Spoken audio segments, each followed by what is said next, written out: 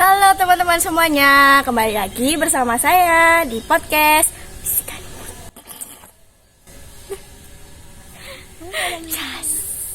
Nah, jadi kita kedatangan tamu, namanya siapa? Kenalkan, nama saya Aira Rizky Ramadhani.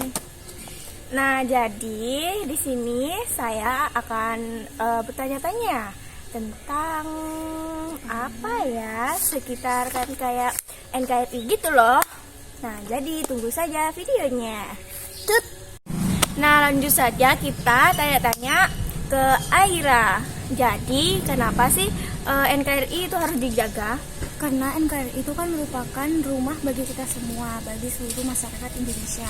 Kalau misalkan NKRI ini tidak dijaga, akan terjadi perpecahan, kehilangan wilayah, atau bisa terjadinya ketidakamanan bagi masyarakat di Indonesia, dan itu bisa merugikan bangsa Indonesia. Jadi kita harus benar-benar menjaga negara NKRI ini.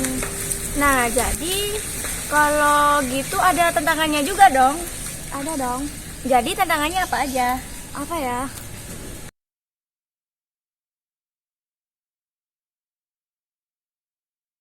Nah, jadi tantangan yang pertama itu menjaga kedaulatan. Nah, karena kan Indonesia ini salah satu wilayah yang besar ya. Luas wilayah Indonesia itu kalau cuma dihitung di daratnya itu bisa sampai 1,9 juta kilometer persegi. Nah, kalau misalkan digabung sama lautannya, Indonesia itu bisa mencapai luas 5 juta kilometer persegi. Jadi, kalau misalkan pemerintahan sendiri yang ngejaga Indonesia atau negara NKRI ini, sulit dong untuk menjadi Indonesia yang berdaulat.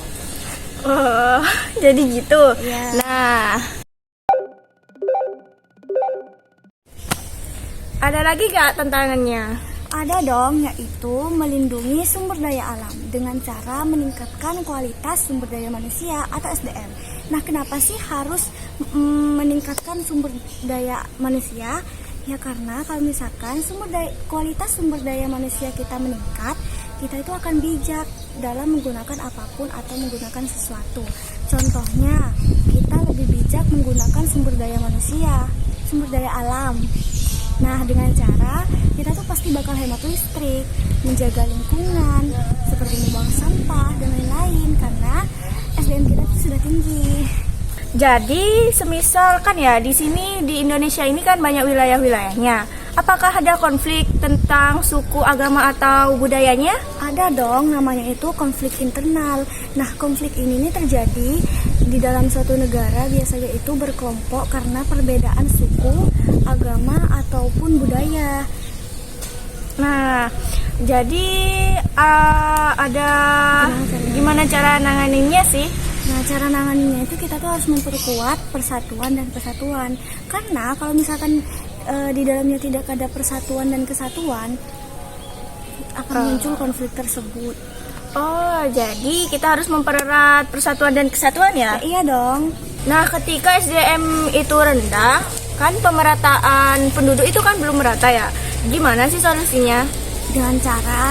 Solusinya itu dengan cara meningkatkan pendidikan dan keterampilan SDM. Contohnya, kita bisa membangun sekolah atau universitas di daerah terpencil, karena faktor dari kurang katanya apa tadi?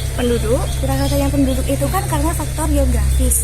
Karena di negara kita itu kan banyak pegunungan, daerah terpencil dan wilayah yang ekstrim. Jadi hal itu wajar karena banyak penduduk yang lebih memilih tinggal di perkotaan daripada tinggal di daerah terpencil itu. Jadi kita perlu meningkatkan pendidikan dan juga keterampilan SDM. mengapa infrastruktur jembatan itu penting sekali dibangun di daerah terpencil? Sangat penting banget karena hal itu bisa memudahkan akses transportasi mereka bagi penduduk yang tinggal di daerah terpencil. Apalagi bisa meningkatkan ekonomi daerah. Contohnya seperti memudahkan petani atau nelayan mengangkut hasil panen mereka ke pasar yang lebih besar. Dapat cuan deh. Nah, Indonesia ini kan letaknya bersebelahan dengan negara-negara lain ya.